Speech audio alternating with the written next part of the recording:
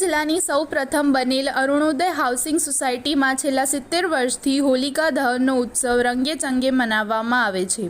અરુણોદય society તથા આજુબાજુના વિસ્તારના સ્વજનો, યુવાનો, બહેનો, દીકરીઓ, વડીલો સૌ આ હોલિકા દહનમાં હાજર રહી દર્શનનો લાભ લે છે।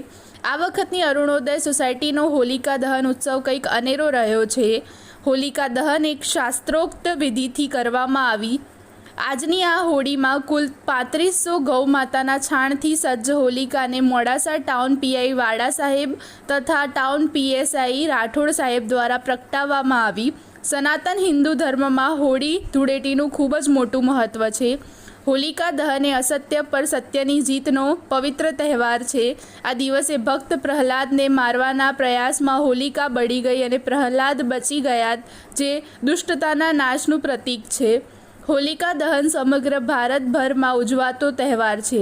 આજે અરુણોદય સોસાયટીના આંગણે મોડાસા ટાઉન પીઆઈ શ્રીના વાડા સાહેબ તથા પીએસઆઈ રાઠોડ સાહેબે પધારી હોલિકા દહનનો શુભારંભ કર્યો। પધારેલ મહેમાનોનું અરુણોદય સોસાયટીના સ્વજનો દ્વારા ઉષ્માભેર સન્માન કરવામાં આવ્યું।